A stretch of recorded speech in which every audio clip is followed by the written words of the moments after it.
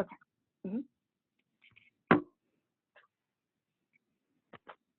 Good afternoon, everyone. This is Caitlin with HHCK. If you can hear me, if you can send a little note in the chat box, that is very helpful for us.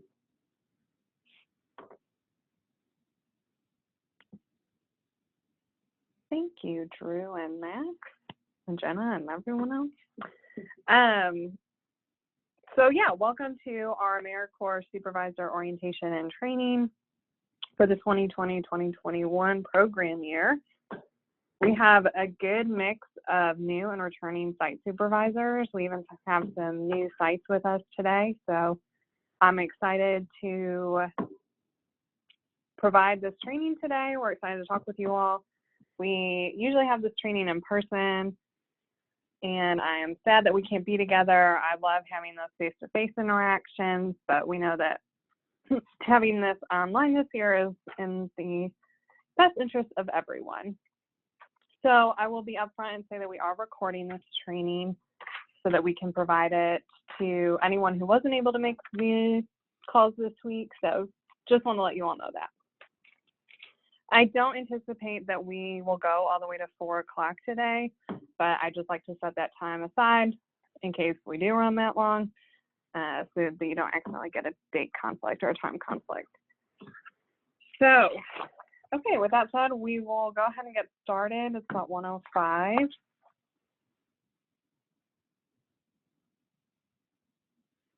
Today, what we are going to talk about, what is AmeriCorps, first of all, and what did we sign up for as an organization, the goals and performance measures of our program, recruiting and recommending candidates for those of our sites that are still in that process, what our program interviews will look like, how to get candidates started in service, and then member supervision, and of course, questions and answers at the end. If you have any questions during the next during today's call, feel free to type it in the chat box or send us a private message, and we'll get that question answered.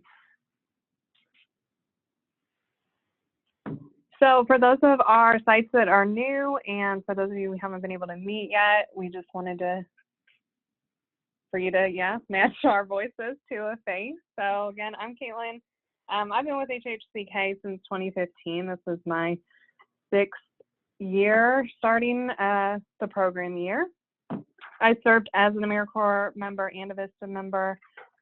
I served as an AmeriCorps member with this program. I think national service is so important. I love this program. I love seeing what our members can do and impact they make in their communities, and just seeing what a difference it can make. And so I'm excited to start this year with you all. And I know even in a pandemic, it's going to be a good one. So I'll let Holly introduce herself. Hi.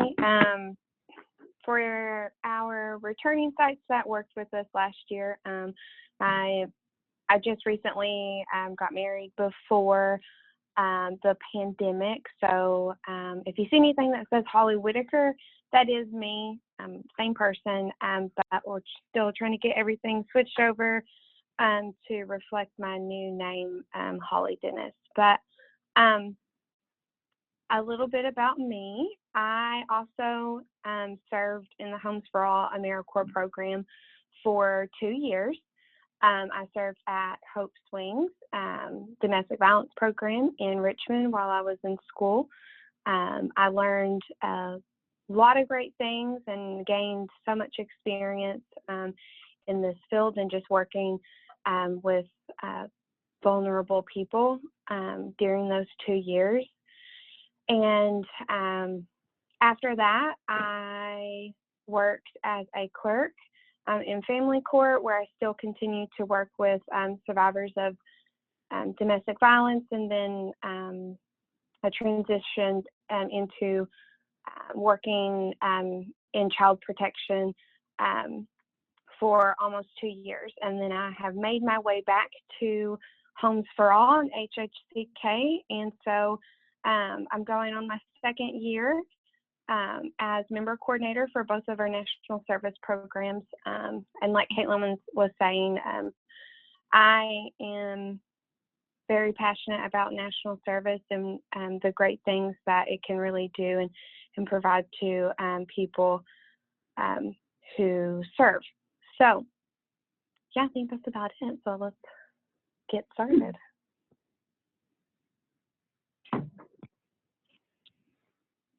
Okay, for those of you who have been with us for a while, I hope today is a refresher and we're able to provide some clarifications and updates on our program. And if you are new to us, I hope this is really informative and helpful as we enter our service year.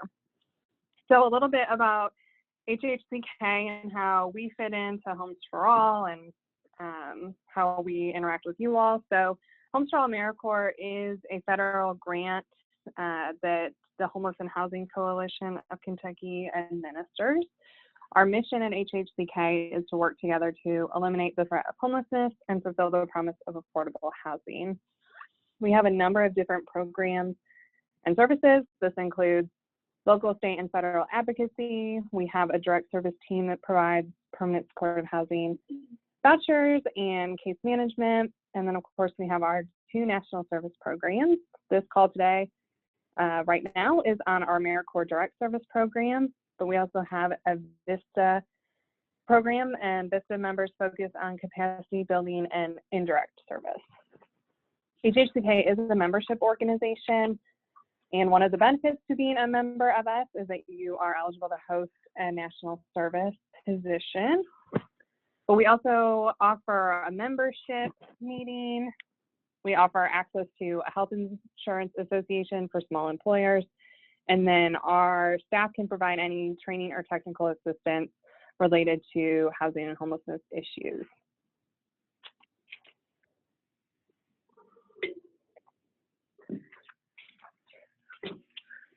Okay, so we will talk about what is AmeriCorps.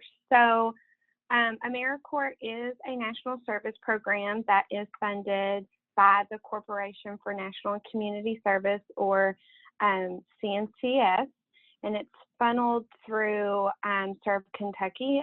Serve Kentucky is our state commission, and their office is held within the Cabinet for Health and Family Services here in Frankfort.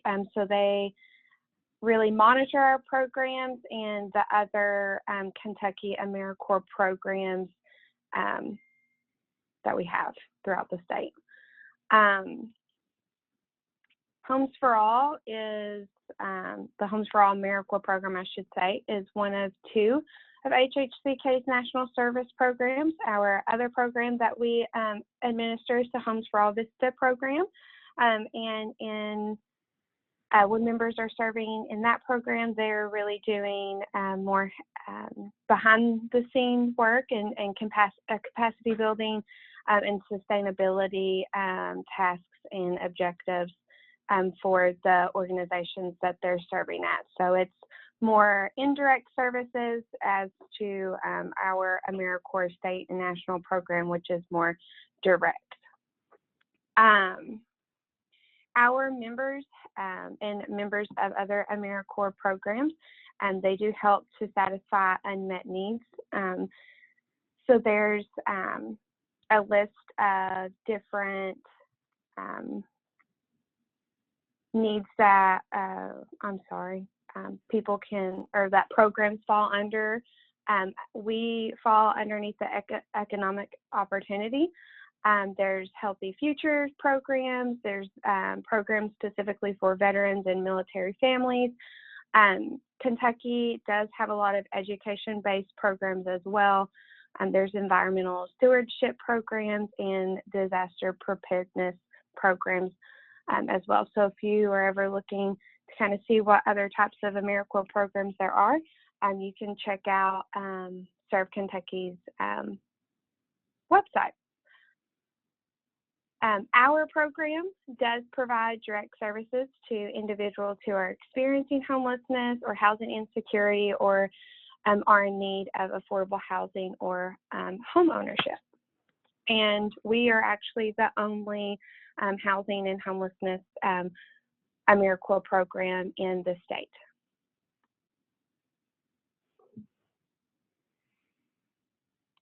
So now we'll talk about members AmeriCorps service.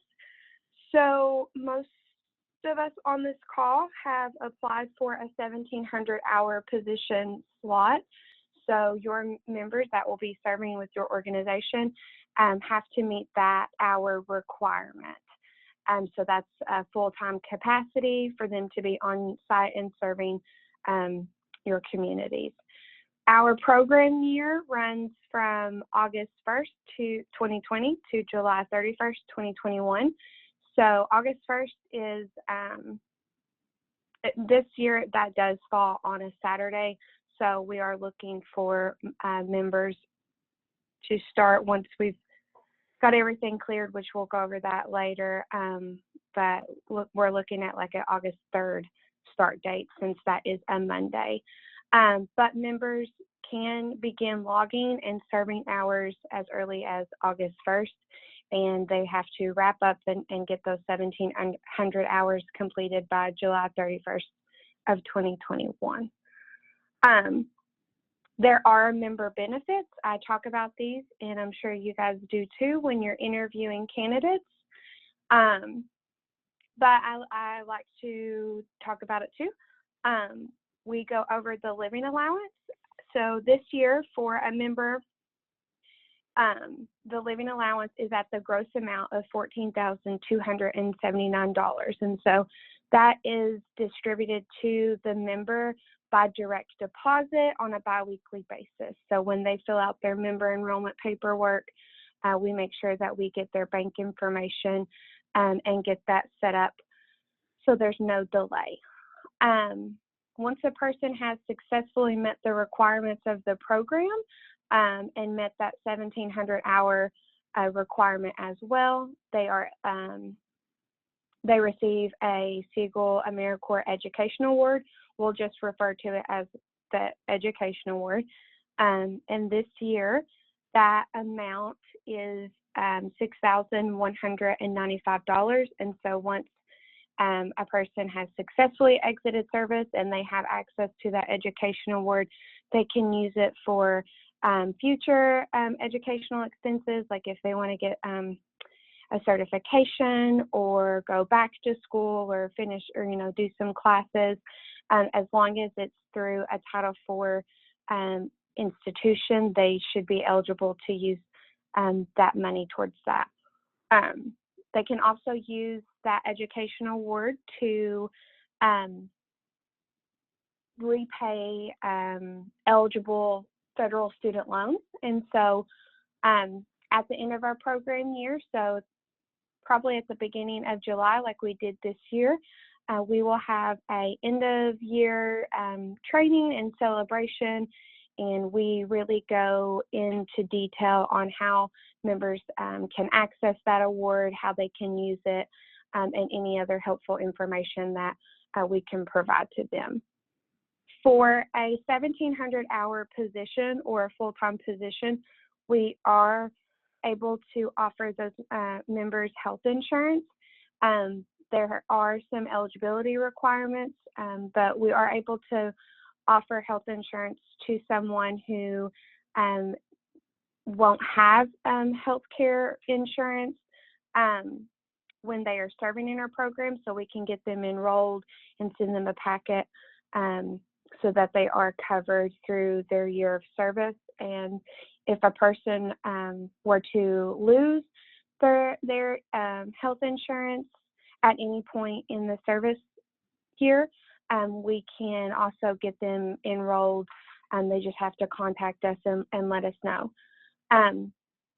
AmeriCorps does offer child care assistance. That's not something that's through our office. It is through AmeriCorps, and it's based on income, and it's very similar to state child care assistance. So if members are looking for that, or if they want to see if they are eligible for it, we can send them additional information.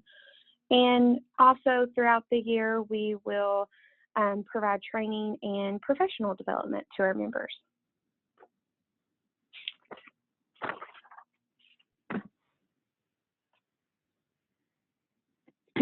Okay, so AmeriCorps members have a specific purpose at your organization. They are not there to serve forever and always. They are not a temp worker. They're not an intern. We use the term AmeriCorps member or the member. They are not meant to fill in for staffing gaps or be a replacement for permanent staff. They're there to provide direct service activities that align with our program and grant. They're also not supposed to really focus on any activities related to keeping the lights on at your organization. So staying away from that administrative work. And they shouldn't be the secretary. They shouldn't be sitting at the front desk every single day from 9 to 5, answering the phone all the time. That can have, if there's a rotation with your staff, that can absolutely happen, but that should not be their primary role. And ultimately, AmeriCorps members are not meant to work alone all of the time. They don't know everything necessarily when they start serving at your organization.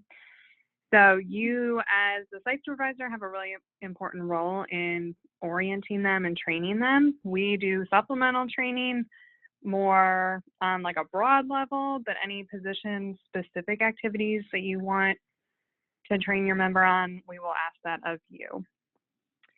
So AmeriCorps members do have a lot of skills, and you can absolutely have expectations for them and what you want to see with your member, but they might not come in with 20 years of case management or housing counseling experience.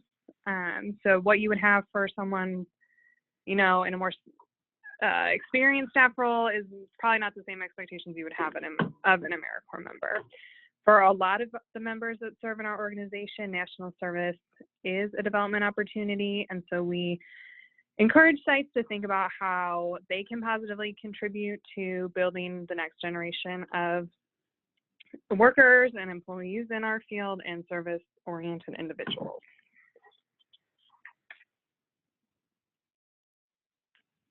The AmeriCorps Pledge, this is something that every member will take at some point before they start their service term, or even, early into their service term. AmeriCorps has been around since, 1994, and this pledge has been around since then. Holly and I both took it.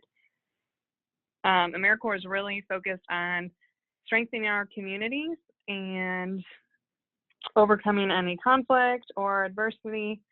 And while the pledge focuses on America, we do talk about how we're not an isolated country. There's way more to this world than just here. And so the work that we're doing to make a difference isn't just to, promote good in America, that there's so much more work to be done to make this world more equitable and more just. And I'll get off that platform now. AmeriCorps terminology. So this is one of the many things I want you to take away from today's training, but it's one of the top priorities. Using the correct terminology when you are talking about AmeriCorps members. And this is not us being punitive at the program level. Because AmeriCorps is a federal grant, there are certain regulations we have to follow. So when you're talking about a member, you say the member, and this is an individual selected and cleared to serve at your organization. So they are not your case manager. They are a Housing Services AmeriCorps member. They're not your construction assistant or anything like that. They have very, either Housing Services AmeriCorps member or Construction AmeriCorps member. You are the partner site, or your organization is, and that's where they will serve the majority of their time. In a non-pandemic program year, there are some service projects and events that members participate in that do take them away from their site some of the time, since AmeriCorps service is not just about what they're doing at their service site. So it's so much larger than that. The member position description, I really hate to even use this way to describe it, but this is, what you can consider your member's job description. This document lists the activities and responsibilities of your member, along with the essential functions and minimum requirements.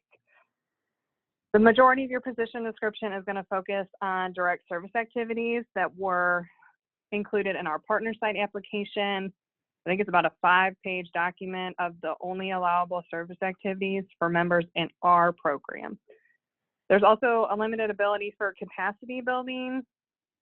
And if you included this in your position description proposal, you will remember that no more than 50% of your members' service hours can be for capacity building. We approved your position description when you applied, but if you applied during the initial site period in April and May, we did have to make updates to the template we use.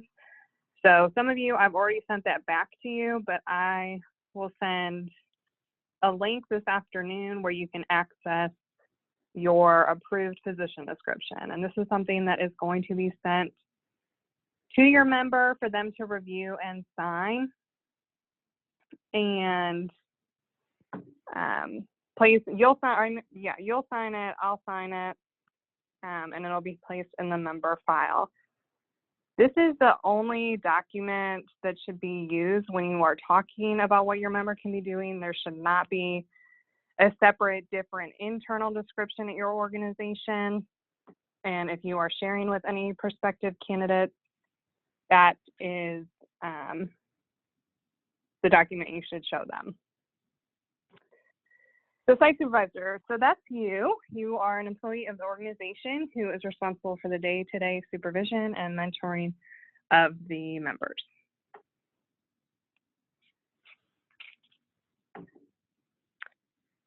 This is maybe the second most important thing I want you to take away. That's a joke, but please use the right pronunciation. AmeriCorps, it is not AmeriCorps or AmeriCorp. We like to say we are not dead, we are alive and well.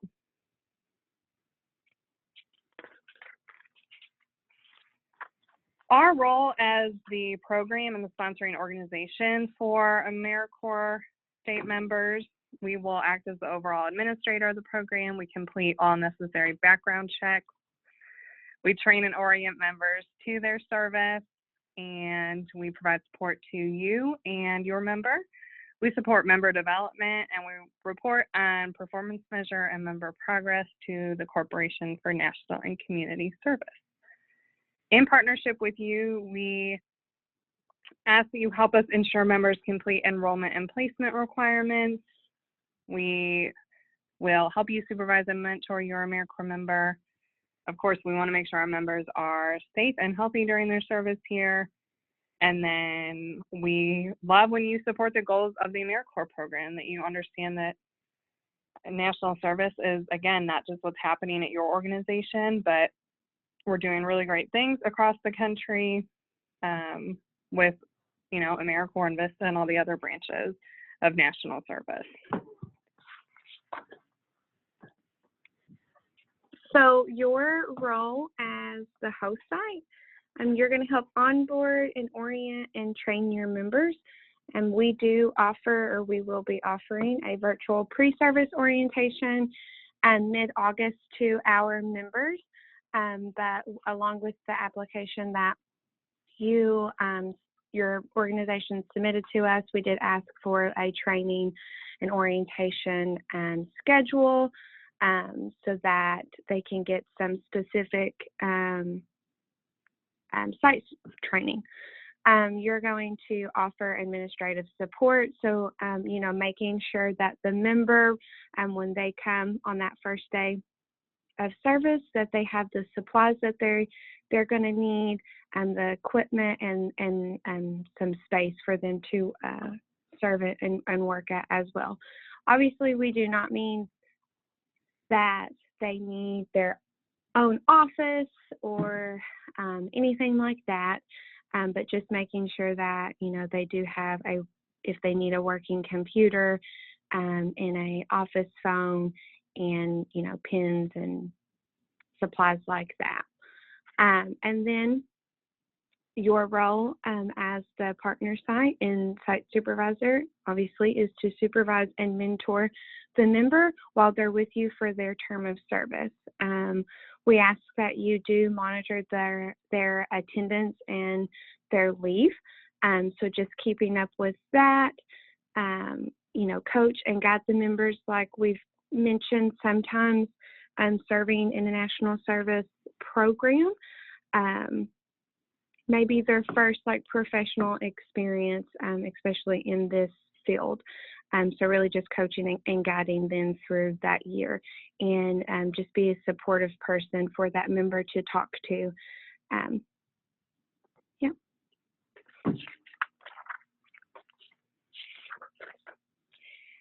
So here are some expectations that we have of our partner sites and of our site supervisors. We ask that you comply with CNCS and the Homes for All policies. We ask that you review the site agreement and sign it and send it back to Caitlin. We want to have open communication with all of our sites. So, please contact us when issues do arise. Hearing about any type of issues or that come up, when they come up is best. That way we can come in, and if we need to mediate in any way, we can do that sooner rather than later. We ask that you use, the appropriate service language, AmeriCorps, member, living allowance, and then, the type of position that they are, the housing services member or a construction member. Please don't use the terms hire. This isn't employment or employee or staff. AmeriCorps is this very unique role, and we want to make sure that we're using the right language. And then, of course, that our partnership is acknowledged. We love partnering with all of your organizations, and so we want people to know that we are out here in partnership. So if you have a organization website, and if you have a staff tab, and you are acknowledging your member, please make sure that you are acknowledging them as a Homes for All, housing services AmeriCorps member, or a Homes for All construction member.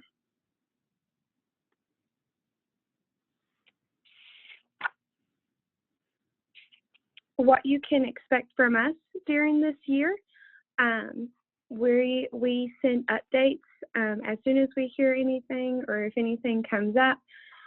We make sure that we send you guys updates, either usually through email. So we just, ask that if we're asking for anything back from you guys, to please respond to us in a timely manner. And we're going to support you as the site supervisor. We're going to support your organization, and we're going to support the AmeriCorps member through their term of service. We will offer mediation at any time that it's needed. That's why we would, if any issues come up, that's why we want to know about them soon, so we can really work to get everyone back on the same page and figure out what's going on. We're going to, offer any type of advice and recommendations just from what we've seen, and just, whatever the case may be that you are talking to us about. And then we are going to make thoughtfully made decisions. When the pandemic kind of hit, we really had to think about how to keep our members safe and our site safe. And so we always want to make sure that our decisions are really thought out before we share them with everyone.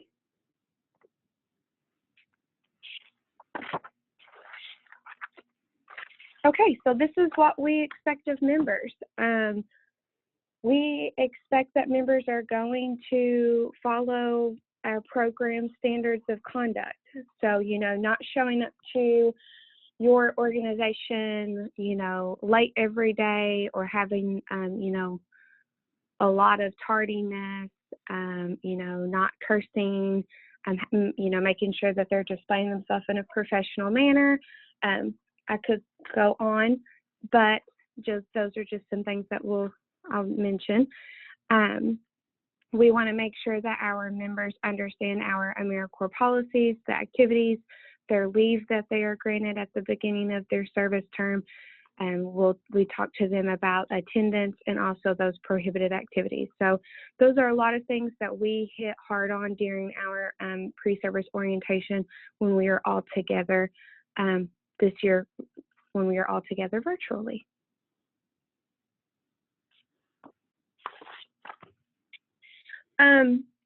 So interviewing candidates, this is probably something that a lot of you are currently doing or have done and are still doing. So during interviews, organizations should pay special attention to the type of language that they are using when meeting with candidates. So please keep in mind that the members should only be referred to as housing services or a construction AmeriCorps member, and the site should use national service specific language so that the candidate can distinguish between employment and AmeriCorps. Organizations should include questions from the candidate interviewing tool that was sent out with the member recruitment packet. And it's also on our resources page on our website. Responses to these questions will need to be recorded and sent to our staff when you are recommending a candidate to our office. So for candidates that you plan to recommend to our staff, you'll want to really reiterate that they need to complete the My AmeriCorps application. It just really speeds up that process for getting them getting member enrollment paperwork to them and getting background checks done and then sending them the enrollment. So it really helps out if that's something that they haven't already done. You can provide the instructions that are found on our website. If you go to HHCK's website and you see the Homes for All AmeriCorps tab, if you go down to serve as a member, there will be a link for the instructions. And it also helps to really start the conversation about our program's expectations and requirements because we do review those multiple times with our members, and it really does go a long way when our sites do support those openly in front of the candidate that they are recommending.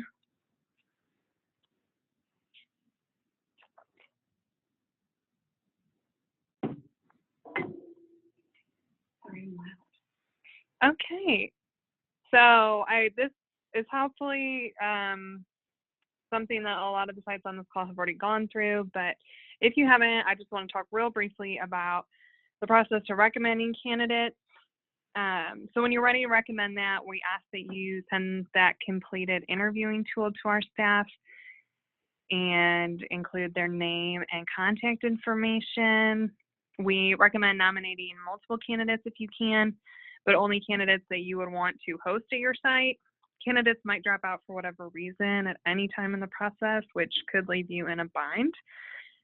And some candidates might be a really strong fit for your organization, but not a good fit for the AmeriCorps program. And your organization might also have recruited a strong candidate that isn't a great fit for you, but could be an asset at another one of our partner sites, and we could maybe connect them to other service opportunities. So any candidates that come your way that you feel like would be a strong member, please send them to us. And as soon as you have candidates, you'll just need to send this information to us pretty quickly. We have pushed the deadline as close to the start of the program year to give sites ample time to recruit. But we know with COVID and a shortened time frame, that might not happen. And so we had a soft deadline of July 10th for an August 1st or 3rd start date. We'll talk about this in just a little bit, but we will be bringing members on after August 3rd. We're just aware of that. But anytime you find candidates, just please make sure you're recommending them as quickly as you can.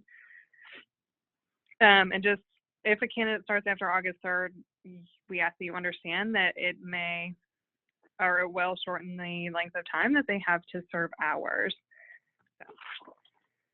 Okay, once you have recommended a candidate to us, we will do a phone interview. And the purpose of this is for us to get to know the candidates, assess their willingness and ability to serve in AmeriCorps. And an interview also gives us the chance to paint a larger picture of national service and what that includes. We do reserve the right to decline a recommended candidate if we have concerns. And the only time we do that, I mean, it's super rare. I can't give you like a specific example of why we do it. But on the last slide, when I talked about members that might not be a good fit for AmeriCorps, this is probably, that'd be why we wouldn't want to move forward in the process with them. But everyone that's been sent to us so far has seemed like they'll be a good fit for our program.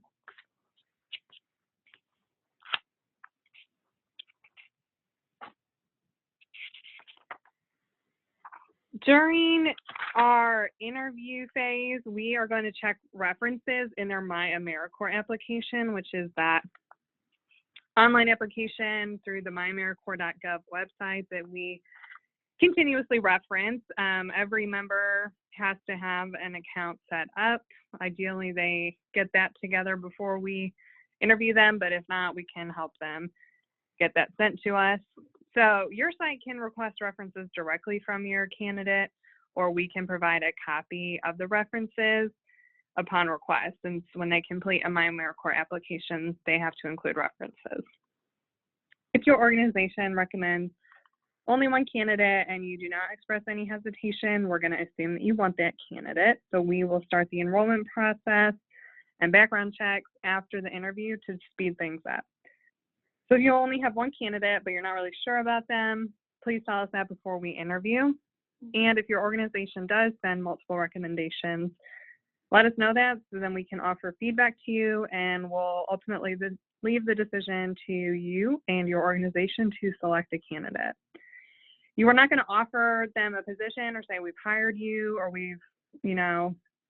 you are officially an AmeriCorps member, because we have to do all that stuff beforehand before they can officially start. So what you can do is offer them a conditional position offer or say that you're recommending them to move forward in the process. I will be upfront and say background checks may be delayed due to COVID-19 restrictions. We have in-person FBI fingerprint appointments that we have to do for every member. And as of right now, we think all of them are open right now for the ones that are in the communities that we work in. But that could change at any moment, as we all know. So we are going to do our best to monitor that situation and keep you updated. And unfortunately, for probably 99% of our members, they do have access to a vulnerable population. So we do have to run that FBI check. So we're trying to get the consent to conduct checks as soon as we can so we can work on getting that member cleared. We have a pretty big member paperwork packet, and so we will try and mail that to the candidate if they don't have access to a printer. If the candidate wants to do electronic signatures, we will send that to them. But it is also helpful if your site is willing to print it out and provide that to the member, but it's not required. We'll figure out how to get it to them. Okay, as we said, or if you haven't noticed already, starting a member in their service has a lot to it. So after we initiate the background check and complete it, candidates have to undergo what's called pre-enrollment, and that can take up to 5 days to turn around. So after we run checks, we send them an enrollment invitation in My AmeriCorps, and they have to complete a little form. And once they do that, it sends their information to the Social Security Administration to verify their Social Security number and their citizenship. And then it comes back to us, and then we can do all the rest of the steps to get them started. So it takes a lot, and I share this with you, not so you memorize. I'm not asking you to memorize it or anything like that. I just want you to know that we have to do so many different things just because AmeriCorps is a federal grant, and we're not trying to be tedious or any of that. And we do what we can to ensure the member moves along thoroughly and quickly. But yeah, it does take initiative and responsiveness on their part. So if we have a candidate ignoring our emails or our phone calls, it's going to slow the process up. So when they start service, we will confirm that date with you and the member. Ideally, again, that's August 3rd. And members have to serve hours on our decided upon start date. So if you tell us the candidate is starting August 7th, they have to serve hours on August 7th because that date has to match what we enter into the My AmeriCorps system. And if they start service before we clear that for you, they're not going to be able to count those hours. So we don't want that to happen to anybody. Other important dates for you to keep in mind, you are currently in site supervisor training on July 16th. So thanks for being on the call. If you haven't remembered this already, the program year starts August 1st, and we do anticipate that most members will start August 3rd. And August 3rd through the 14th is going to be our orientation and training period. So when we don't have a pandemic, we bring all of our members together for an in-person training. That's not going to be the case this year. What we are planning to do is have some pre-recorded sessions for members to complete at their own pace upon entering service. And then the week that has August 12th through the 14th in it, we will have some live sessions for them to be on and participate. So we will likely have a schedule for you within the next couple of weeks, definitely before the start of the program year. We're still trying to wrap that up since this is the first year we've ever had to do it online. September 15th, so this is the last day that we're going to be able to start a 1,700-hour member, because a shortened time frame can really affect a member's ability to hit 1,700 hours and meet that requirement. And so ideally we try and work as quickly to get a candidate started before then, but if it happens, we will go all the way to September 15th for a start date. And that's because we really want you to be able to have this resource and have your AmeriCorps members serve at your site.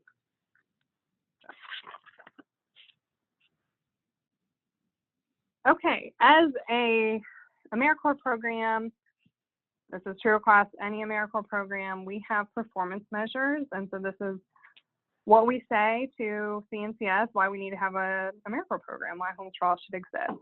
So our output is that 2,500 individuals will receive services by our Homes for All member. And then our outcome is that we hope to transition or maintain housing for 1,000 of those individuals. And that includes adults and children. So to sum it up, our program goal is increasing access to affordable housing for everyone. And our capacity building performance measure. So we touched briefly on this earlier. This is a new component to our AmeriCorps program. I think this is only the second full year we've had it. And we included this component to help our sites that, you know, could really benefit from some capacity building services, but don't have the ability to have a full vista on site, and they really still need that direct service. So when we say capacity building for our AmeriCorps Direct Service program, this is very specific activities that they're allowed to do. So resource development, meaning designing and executing an in-kind resource system to secure, you know, items such as food or toiletries or other essential items to support clients. It also includes implementing communications or an outreach plan to, you know, increase community awareness and engagement in issues, design templates for communication, identify organizations and agencies to connect with, and volunteer program development. They can do that, improving service programs, so maybe enhancing assessment or intake, developing new housing or financial-based curriculum, establishing partnerships. And we will, we can send out the allowable service activities list. You can see it again. It's at the top under capacity building activities. And I will note that those activities are separate from like other housing related services where there's an unlimited cap. So like public outreach events or interagency or community meetings, community service projects, things like that. Oh, sorry. So if you have an AmeriCorps member that is going to be doing capacity building, it can be no more than 50% of their time. And those interventions should be conducted throughout the year. So a member is not going to spend 3 months up front doing service for capacity building. That should be spread out. And if you're one of those organizations, I will send you a survey before the member starts so you can tell me about your needs and what you plan for the member to do in a little bit more detail. And then at the end, you'll assess what the member has done and whether it has made your organization more efficient or more effective, things like that.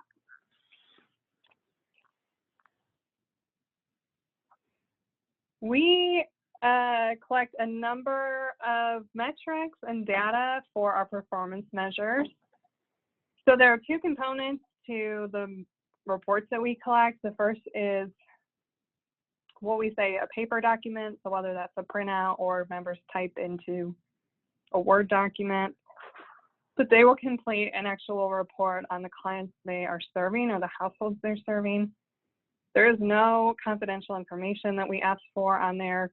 Members create like a code name or an identifier so that we don't know who the client is. We don't need that information, of course. But that's for us to be able to see who we're serving, and then we can aggregate those numbers and report them to the NCS.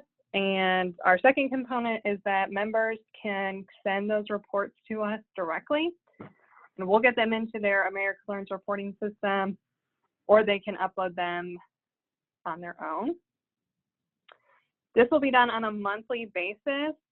So anytime that they begin serving new individuals themselves, so they are starting work with that client, you oh goodness, I lost my train of thought. Oh, the member will fill out that report. So I think some of the challenges for members is understanding, like, well, this client has been in services for years. We only care about, well, we don't care, but we're only concerned with the relationship that the member has to serving those clients. So they should review what they're submitting to ensure it's accurate, and then we're asking for those on the 30th of each month. So we don't have a formal process, but if you can help us ensure that what they're reporting is accurate and taking a look at them occasionally, if we see anything that looks off or if there's any demographic information missing, we will follow up with you. And if, you know, by December we don't have any reports from a member, we will be asking for that. We know that the first, you know, month or 2, they may still be in training and may have not like fully taken on serving a household. So we provide a training on this. That'll be in August.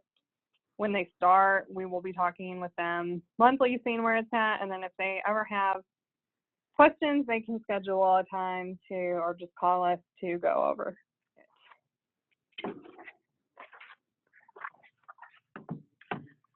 Okay. So earlier I know that we mentioned position descriptions, but just to go into a little bit more detail, like Caitlin said, we'll make sure that everybody has the like approved and allowable like activities and position descriptions for each position that you guys have applied for. But this really is a guiding document for the members' year in service at your organization. Like I said, it does have all of the allowable activities that they should be doing at your site. It really defines the AmeriCorps service year, and we really just ask that the activities that your member will be doing when they are on site, it really should stick to those activities that are listed on the position description. This is a document that we have to have at our office. So it's provided to the member, and it is placed into their member file here at our office. So on the last page of the member position description, it does have signature lines for the member to sign that they have reviewed and agreed to the position description. Hopefully this is something, we hope that this is something that you and the member can sit down and review together, so everyone is on the same page, because it does also ask for the site supervisor's signature as well, and date. I just want to say that the dates that this is reviewed, that the member reviews it, and you as the site supervisor review it, they match. They have to be the same date.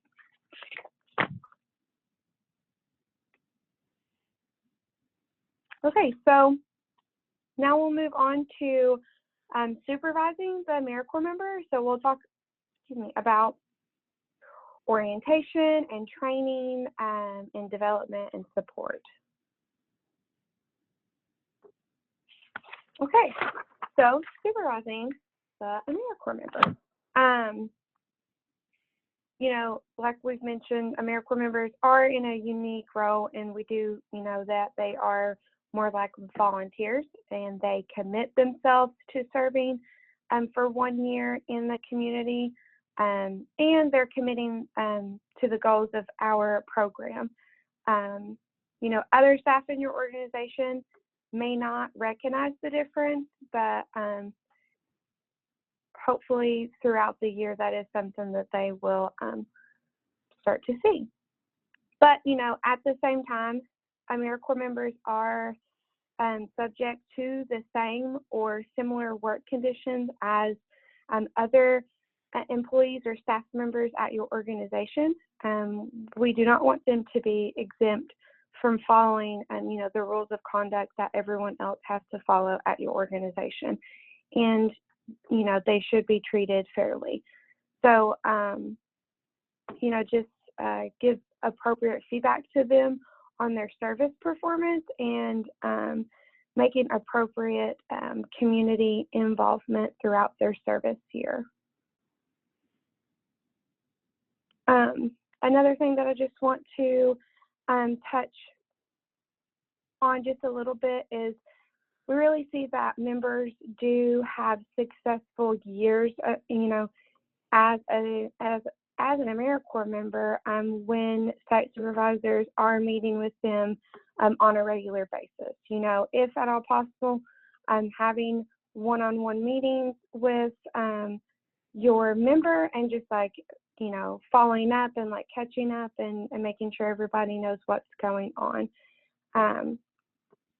And just making sure that you do provide the member with policies and procedures before that member does begin serving your clients.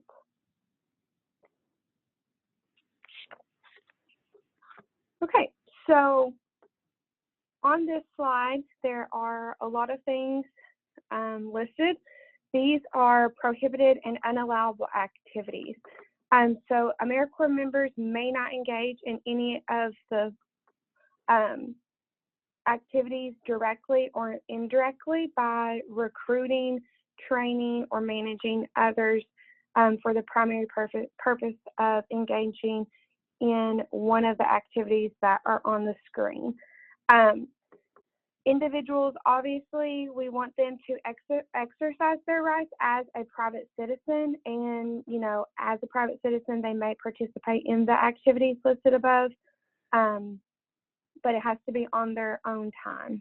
On non-AmeriCorps time, they can't be charging or logging hours for, influencing legislation or, conducting a voter registration. It has to be using non-CNC funds, and that's because we are a federal based grant and program. something that we also like to touch base on when it comes to the prohibited activities. And this is something that we talk about during our pre-service orientation, is individuals should not wear the AmeriCorps logo while doing so.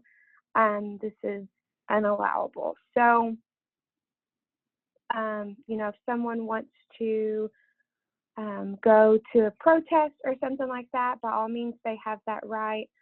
They just can't be charging that time to AmeriCorps and not wearing a, Homes for All AmeriCorps shirt that has our logo on it.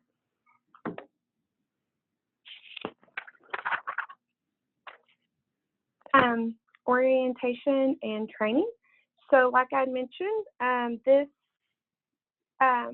document was submitted with the application, the site application that you guys submitted to us.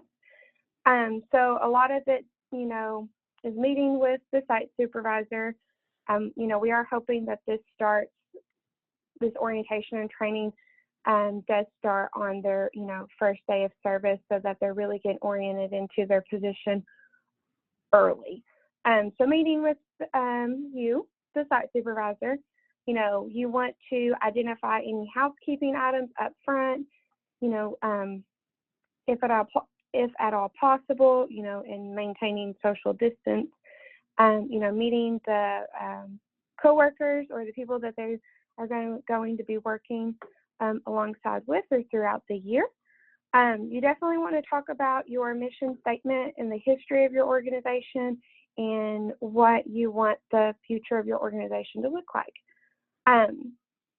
It's best to share your expectations and your working styles with the member. We're all different, and we just see more success when members know these expectations up front.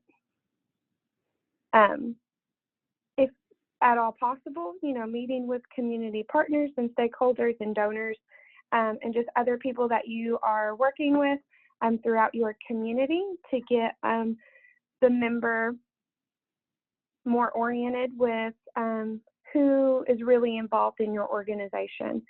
And we just ask that you make this a guided process. This is a new experience for most. We don't want to, overwhelm someone too much, so just kind of making that a guided process for them.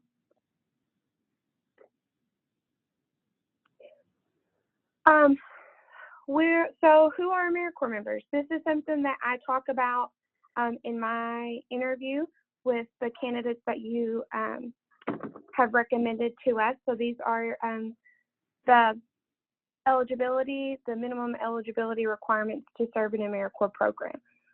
So the person must be at least 17 years old. There's no upper age limit.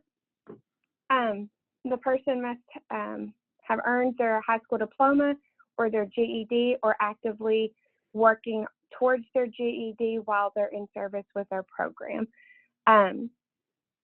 The person must be a U.S. citizen or a legal permanent resident.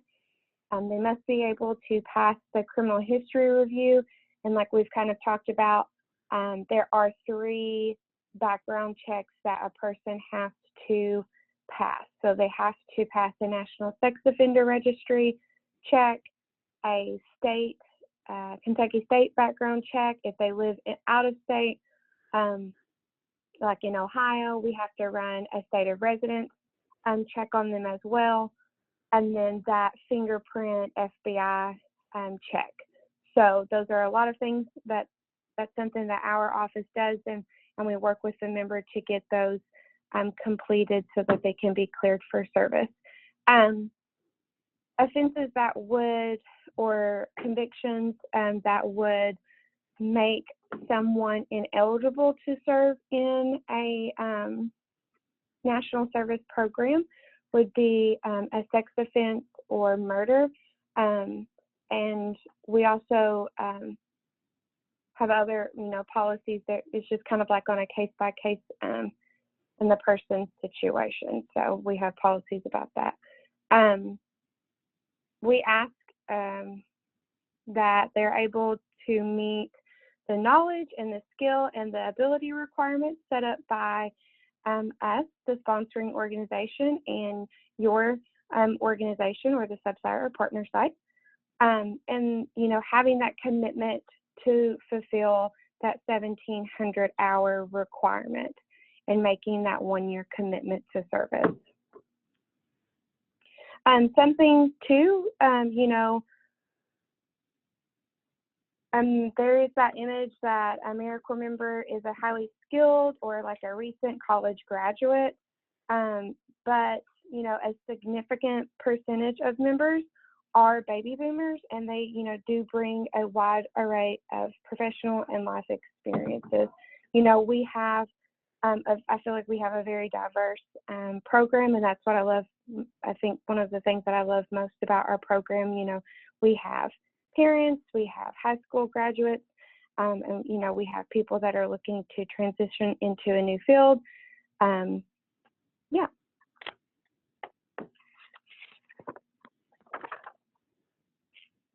Okay, so we'll talk about HHCK's role in orientation and training and development and support. So within 2 weeks of your of the member starting service at your site, we are going to check in and see how things are going. That could be by phone call, that could be by a Zoom call or email, whatever they prefer. Like we've kind of referenced throughout the training, in mid-August, we will have a virtual pre-service orientation that members will need to listen in on, especially when we are having the live webinars. Mid-year, we are hoping that we will get to do site visits so that within 3 to 5 months into the member service, hopefully we'll be able to come out to your all's organizations and meet and talk and see how things are going so far. If we have to do any type of mediation during that time, we most certainly will. And then, of course, if for some reason we can't do in-person site visits, we'll look at a more, you know, a virtual way of doing that. We host quarterly conference calls with our members. So every 3 months, there will be a conference call that your members will need to participate in with our office.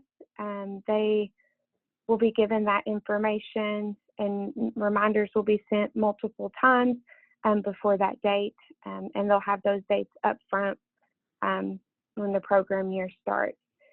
So we do expect that members sit in on those calls. They're not super long. They usually last about an hour, so it doesn't take up a lot of their time. And then we're going to offer webinars, you know, resources and trainings to support the members while they're in service, especially, you know, during this pandemic. We do individual check-ins, and that's just to review progress, and if there's any challenges that a member may want to talk to us about, you know, that's what we're here for. But sometimes members may reach out to me before I get to them, and that's obviously totally fine. That's what I'm here for. We want to have that open line of communication with everyone. On a typical year, we have service projects. There's the 9/11 Day of Service. There's MLK Day. We usually have an annual spring service project where we partner with one of our construction sites, and so we're out for 2 days doing a new construction or like rehab projects. It's a lot of fun. We really enjoy it, and unfortunately this year we weren't able to offer that, but hopefully it may look a little different, so maybe we will be able to brainstorm and figure out what that will look like this year. And then we will it will be a required training for members to attend our end of year training and celebration. So this is where we're really wrapping up our year of service We have trainings on like career services, so resume writing, interviewing skills. You know, we talk about other service opportunities, and we talk about other AmeriCorps programs in case someone may be interested in national service, but they may want to serve in another AmeriCorps program. And then also, you know, we talk about how to access that education award, and just like how to successfully exit service, because there are still some moving parts to that. And then, you know, throughout the year, we are here to mediate with all parties involved as needed. Okay, AmeriCorps member benefits. So this is probably something that you guys talk about in your interviews with your candidates, but it is also something that I talk about with our members as well. I think I've already talked about this. I'll just hit briefly. I won't say it because, yeah, I've already went through this, so sorry about that. I know something that I did not touch base on about benefits is anytime that a member, if we're pulling them off or away from your site for a training or project, we do provide mileage and meal reimbursement, and we know we do pay for lodging. But yeah, I talked about Okay.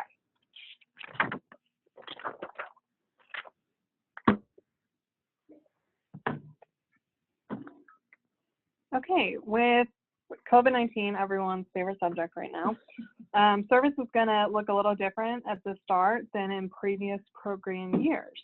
So a reminder that criminal history checks might look a little different. We will keep you all updated and do what we can to get the members cleared to start as soon as possible, but I ask for your grace and flexibility and understanding that it might not be as quick as it has been in previous years. During this last program year, we came out with some restrictions on members serving on site. As long as things continue, I guess, the way they are with the Bashir administration's guidelines, we will leave the decision up to you as to whether you want your member to start service on site or start service remotely or a hybrid, whatever you feel is in the best interest of your member, while also, you know, ensuring that they are having a meaningful role at your organization. I will leave that to you at this point. If your member does teleserve though, or serve remotely, to ensure that you understand what they are working on, so we know what they're working on, we are going to ask them to complete like a summary for us. It says, or we'll just ask for those like on a bi-weekly basis on the day that their timesheets are due. So I'm not trying to be like punitive or ask members to just write down everything or, you know, document every 15 minutes what they're doing. This is a requirement from our state service commission, so that's why we're asking for it. I will say that if your member is required to complete personal activity records, PARs, they can just submit those to us. That will suffice for our activity logs. And another reminder that we are going to have a modified Homes for All program training, but the expectation that your member does participate is still there. So, Drew, will that be a separate checklist that will be provided for us? You can create that internally. We do have one that we can send to you, but if your organization already has one, feel free to use that. The activity log will be something that we have the template for it. The AmeriCorps schedule and term of service. So the program year starts August 1st. I think we say that a million times during this presentation. And it goes to July 31st of 2021. We have all full-time slots as of right now. So members will have to serve 1,700 hours, and we are asking that their term of service does go that full amount of time through July 31st. So it is a balance between your members serving in a full-time capacity and making sure that they don't finish too early and leave you in a bind.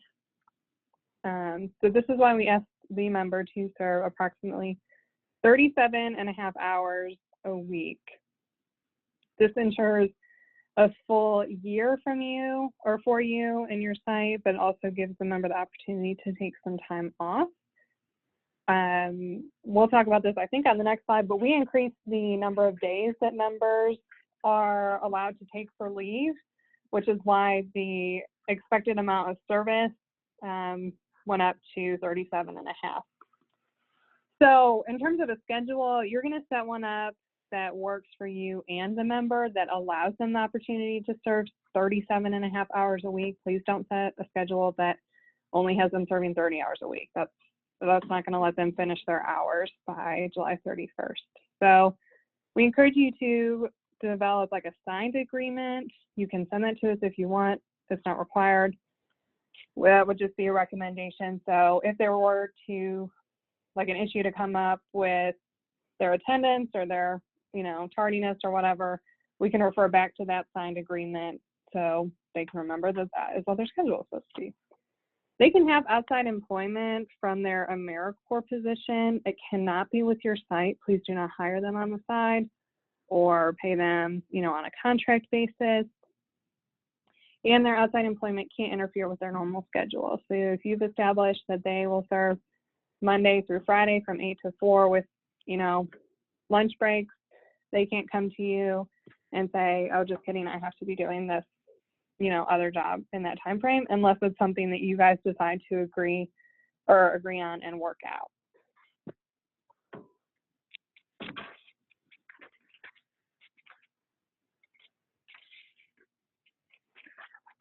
Okay, I'm going to give you back to Holly.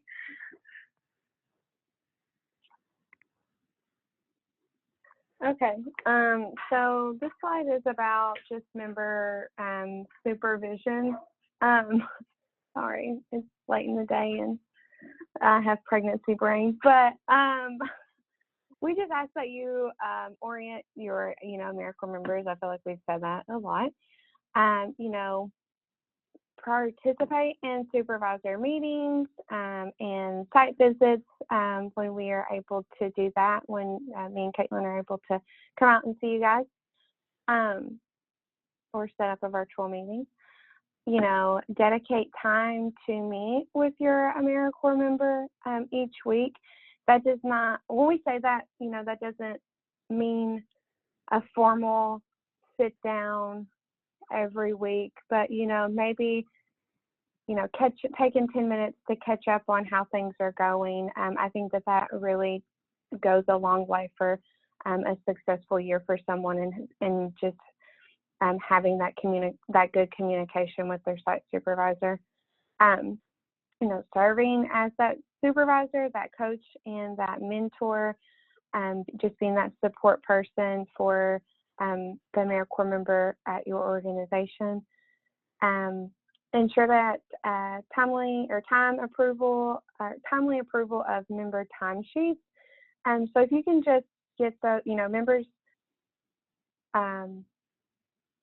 they submit their timesheets to you in America Learns. That's the system that we use on a biweekly basis. And I'll just say for new site supervisors, I will have your account set up tomorrow. So you'll get emails from me about that, so that you can set up your login information, and I can help you in any way that you may need. But yeah, members will submit timesheets to you on a biweekly basis. You will get notified. You'll get an email when they submit that to you. If you can just get their timesheets submitted by the end of the month for each month, that would be great. Complete a monthly check-in summary. During members' term of service, it is required by CNCS that members have 2 evaluations completed during the year.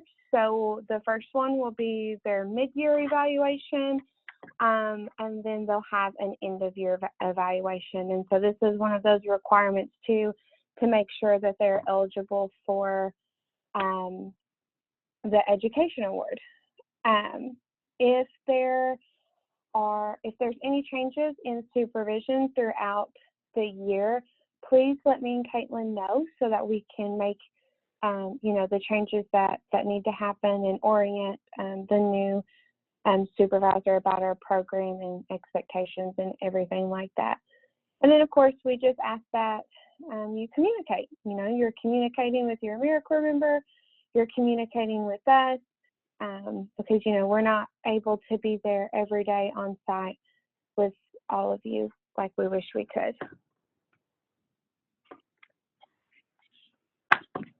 Okay. We'll talk about member development and support. No, sorry. Last presentation, I skipped this slide. But anyways, another key component of our program is to develop and strengthen our members into civically engaged individuals, through exposing them to injustice and critical community needs that they may not have experienced firsthand or maybe not known about prior to service. We seek to partner with organizations that have crafted meaningful roles for their members and are able to provide that support and on-site training that members will really need to succeed in this role. We do seek partners or to partner with organizations that understand AmeriCorps as an opportunity to foster the growth of individuals throughout their term of service, as opposed to just seeing an AmeriCorps member, as a warm body that's kind of filling that staffing gap. So some formal ways of this member development and support will be through trainings. We'll offer as much as we can, and it's also great for organizations to offer trainings to their members while they're there and having those professional development opportunities. So if there's any webinars, or other trainings or other professional development opportunities that your organization will be able to send or have members attend, that is really great for them during their term of service. We ask that members do participate in any staff meetings or retreats, whatever that may look like, while they're serving at your organization. Informal, like I kind of talked about, just incorporating some weekly check-ins, having that open door policy with members, and having that mentorship. Okay, member development plan. So this is something that we will go into detail with our members at our pre-service orientation that we'll have in August. But our program has 4 components to this member development plan. So this is something that is written into our grant, and this is a requirement of members while they're serving in our program. That includes, as you see on the screen, the point in time count, MLK Day, the spring service project, and a community public speaking event, or like a raise awareness of our program and the community issues that they are working to solve. We think that public speaking is something that people should get comfortable with doing, and so that's why we kind of added that 4th component. The other 3 components are usually coordinated and planned by our office, by me and Caitlin, so there's not much coordinating that members have to do with that, but we just like for you guys to know that these are some other requirements that we ask of members to participate in while they're with us. We also will do some quarterly reflections, and that will be launched in like a report form through America Learns. And so at the beginning of the year, in that first reflection, we ask our members to identify 2 personal or professional goals that they would like to accomplish or work on through their year of service with us. So we'll be checking in with them and offering any types of resources that I can to support them to make sure that they can meet those goals or work towards those goals while they're with us. In those reflections too, we're asking about, their progress and their experiences that they've had during their term of service, and, talking to us about any successes that have happened that maybe they haven't been able to share with us yet. So it's just another way to kind of see how the year is going.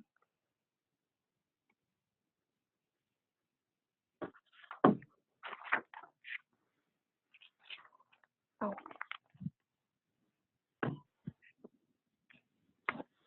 Okay, so AmeriCorps members do have those benefits that Holly talked about earlier in the form of the living allowance and the health insurance and other things. There are additional ways you can support your member. It's not required or expected. It doesn't hurt your organization's chance of working with us in the future. But where AmeriCorps, it can be a challenging time. They serve in a very challenging field. We work with a lot of people that are going through crisis and our vulnerable populations that we serve. And so their year can be really impactful and enriching and meaningful, but it can also be very difficult. So if you have the opportunity and would like to support your AmeriCorps member in other ways, you can help with housing. If your organization has housing for other staff people, you can, have your member stay in those units. You can also provide assistance with rent or utilities, anything like that. Food or gifts, clothing or promotional items. They receive a number of items from us with the AmeriCorps logo on it. And so I ask if you do have any items for your member that, maybe a business card or a name tag, you do include that Homes for All AmeriCorps logo. It's on our website that you can download, but if you need us to send that to you separately, we can.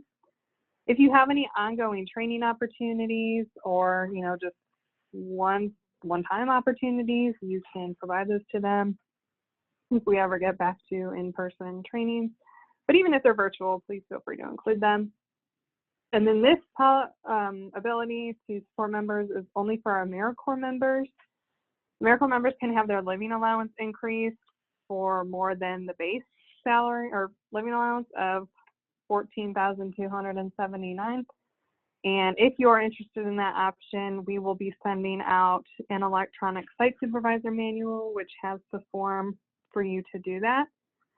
This increase will be at the responsibility of your organization to pay it to HHCK, and we will distribute it in the members' biweekly living allowance. But we do have to have that payment in full before we will distribute it to the member.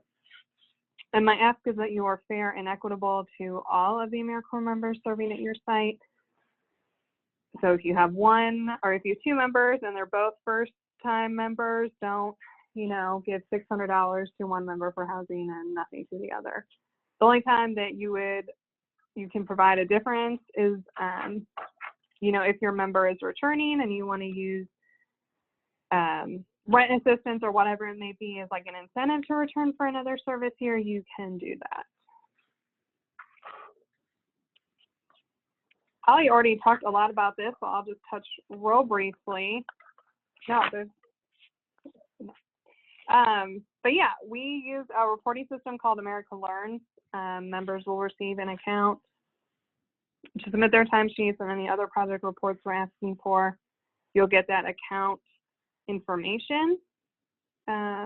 Members, again, will receive 10 personal days and 10 vacation days. 6 days. Thanks, Holly. I actually don't think I said those numbers specifically earlier, but those are those numbers. They also are entitled to the holidays that are followed by HHCK, so they will be given a calendar for those. You will as well.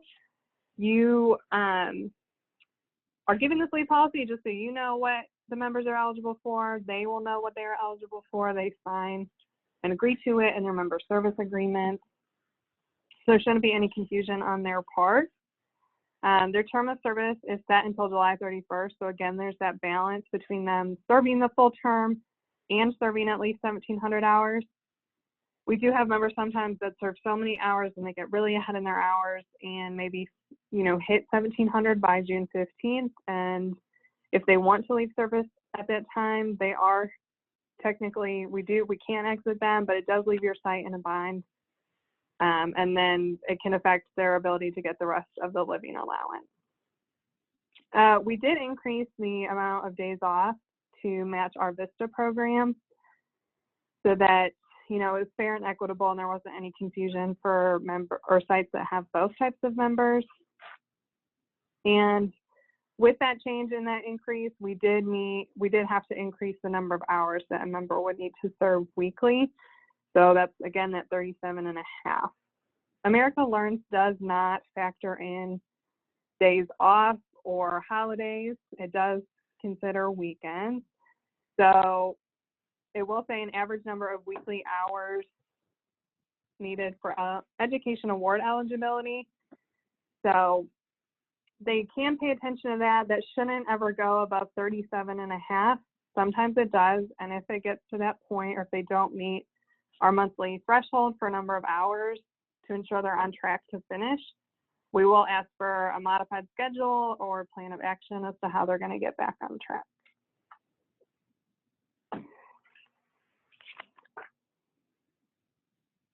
Okay, so if we, the further we get into this year, some issues may come up with your member. We see this in really two forms. The first would be a violation of our standard of conduct for our members, or it can be program and position related. So they have missing timesheets or performance measure reports. They have unclear expectations from your site or their position description, so they're kind of just going all over the place, or they are spending time, not doing anything related to their position description. So we again have the standard of conduct that we that's going to be in your site supervisor manual, so you understand and can see what we consider our standards of conduct, and then the member agrees to that when they complete their enrollment paperwork. So we have a whole plan for remedying any issues, and that's something you'll get to see when you get your site supervisor manual. But if you experience any issues, we ask that you address them early.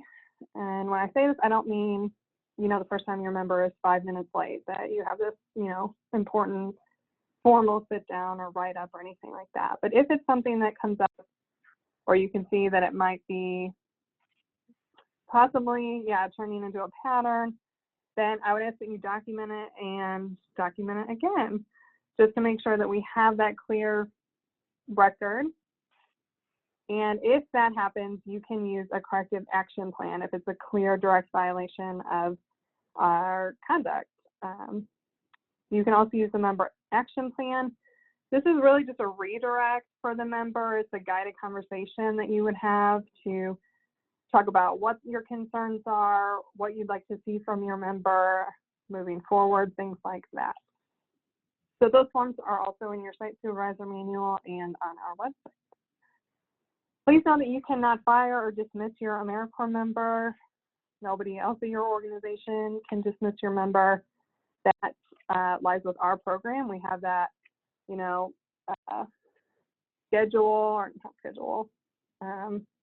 process for how we remove members from service. So we have those written warnings and the corrective action plan or member action plan. We can suspend members, and then ultimately, if there's enough pattern established or it's like a serious gross violation of our standards, we can remove them from our program. Release from AmeriCorps program, yeah. So again, it's going to be that gross egregious conduct, which hopefully we just don't see throughout this year. Hopefully not. Evaluation. So the only reason I have this on the slide, outside of where Holly talked about it earlier, that you'll complete 2 evaluations, is just to ask that you don't wait. Excuse me. You don't wait until the evaluation time to bring up any issue or frustration that you're having. Please talk with them outside of that or before that, just because we don't want a member to be blindsided, and there's so many areas for improvement that you're wanting to see, because that can be really disheartening for people. So just thinking about what's appropriate to include in an evaluation. Are we looking at their actual performance, or are we focusing a little bit more on their personality, or you know, if they don't fill up the Brita picture or things like that? That's not really what we're going to be looking at. So you'll also see that member evaluation in the site supervisor manual, but we'll also send that out at the times that we need it to be completed. And then you're going to be the only one that's completing the evaluation. You don't need, if you're not the executive director and you're not the site supervisor, you don't need to be filling it out, or if you are, the ED. If you are on the position description listed as site supervisor, that's who's filling the evaluation out. Okay, on the flip side, we have issues that members see or experience during their year of service that can affect how they view their AmeriCorps year, how they view the nonprofit world, and it can really shape, how they think about service and what they've gone through. So we share these with you just so you can be aware and hopefully not have anything happen or have contributed to your members' experience them. So hold on, I'm going to take a drink of water. Okay, we sometimes see that the member doesn't have much guidance on what they're supposed to be doing from their supervisor. So again, ensuring you are checking in with them regularly, you have those expectations set up front. Sometimes we have sites that don't really understand what AmeriCorps is there to do. I think that happens more often with our larger service sites. So you're like our designated person to share what AmeriCorps is and what the purpose is and what your AmeriCorps member is there to do. So sometimes what will happen is members are asked to do something they're not supposed to by another person, you know, making copies constantly, going out and getting lunch, things like that. And then that can lead to them being put in situations and they don't want to, you know, upset you or make you mad or someone else at your site mad. So they go ahead and do it even though they're not supposed to. Being asked to do things that aren't on their position description. Some of our faith-based sites, I think everyone we have right now is really good at understanding this distinction, but if you are a faith-based site, just recognizing that there are prohibited activities for members in terms of religious activity while they're on AmeriCorps time wearing the AmeriCorps logo. They need to have the time to complete our program reports. I think sometimes it's not even that the site's not giving them the time to do it, it's the member not wanting to do them, but just making the space and the opportunity for your members to get those reports to us. Of course, I think all of us experience this, some burnout. That's very common during the AmeriCorps service year. I think that's, you know, probably towards the third quarter of their year, or if they're a returning member, that can really come up during their second or third term of service. Too much supervision, too many cooks in the kitchen telling them what to do. They're really only responsible and supposed to be reporting to you.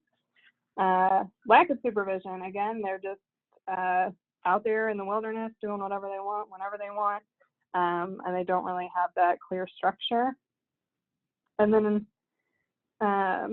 unfair criticism or negative feedback. So I don't anticipate this with any of our sites, but I do bring it up just because it has happened before that, you know, members have been gone through some really, hard things with their site and things that have been said to them that are, pretty unnecessary and could be handled in a much more constructive way. So that's where you can bring, if you're so frustrated at that point, please bring us in so that we can help mediate so it doesn't get to that point.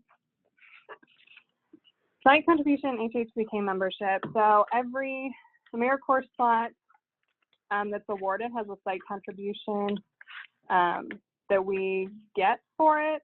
This is non-refundable. It's not tied to the member, it's tied to the slot. And so if your member exits service early for whatever reason, we do not return it back because it's not an exchange or a fee for services. So the site contribution will be invoiced in August. It's due by September 15th. If you need a quarterly payment plan, that is available. We don't have monthly payment plans anymore. It is only quarterly. So you can do that. It'll be September, December, March, and June. And we have that schedule in the site supervisor manual as well. The membership to HHCK will be invoiced with the site contribution. It's based on your organization's budget that you shared with us when you did your site application. And the living allowance increase that you request will be billed with a site contribution. Again, it'll need to be paid in full before we include it on the member living allowance. So, okay, what's next? If you have your member identified, we are going to continue working with them to get them started. We will send out that electronic site supervisor manual this afternoon. You'll get the AmeriCorps Learns instructions this afternoon, and Holly will send you the account information tomorrow or by early next week. And sometimes I think the system sends like automated welcome emails, so you might get that too. And then we're asking you to review the site supervisor manual that comes out, and in that site supervisor manual is a partner sign agreement, which contains a lot of the policies we already talked about today, but you'll want to make sure to read that thoroughly and understand what we're asking of you and what you can expect from us. And if you can send that back by July 24th or before your member starts, will be fine too. Okay, so our contact information is on the screen. You can contact me for any overall support or the program or site supervision, anything like that. If it's related to, member recruitment or training or support, your member is really going to contact Holly first until she goes on parental leave. Then they will contact me. But after she comes back, they'll be back in touch with her. Really, they can contact either of us and we'll get them taken care of. And if you have any questions on the site contribution or HHCK membership, you can ask me first, but you can also contact Wendy Tucker, our Director of Finance. Our website is on the screen, but it is hhck.org, and we have our Homes for All AmeriCorps tab, and within that tab we have site and supervisor resources, and that link will be sent up this afternoon as well. So if you have any questions, we will stay on for the next 8 minutes till about 2:50 if you want to send it in the chat box or again send that private message. And if you don't have any questions, you are free to hop off. Thank you again so much for being on. This is something we're required to provide to site supervisors every year, even if they're returning. So thank you for listening, even if you've been a site supervisor for 15 years. We appreciate you being on today. So yeah. Any questions, feel free to send them in. And if not, you can hop off.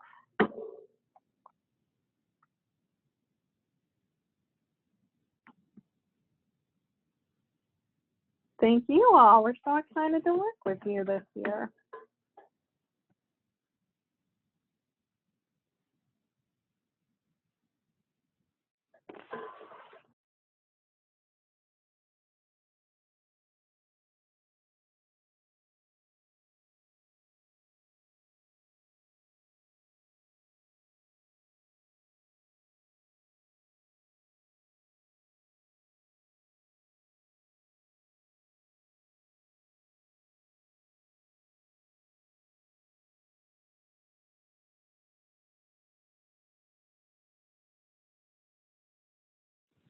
Hey, Sharon, that's a great question. So there are going to be specific times on August 12th through the 14th, that Wednesday through Friday. And some of them will be at their own convenience, self-paced, and depending on their start date, we'll just, ask for them to be completed, by maybe August 14th or sometime within their first couple weeks of service, and we'll be monitoring that. The reason some of them will be pre-recorded is just for when we have members come on later after this period, we can just provide them at that time. So that schedule will be sent to you guys definitely before the start of the program year, so you can know exactly when your member will be unavailable.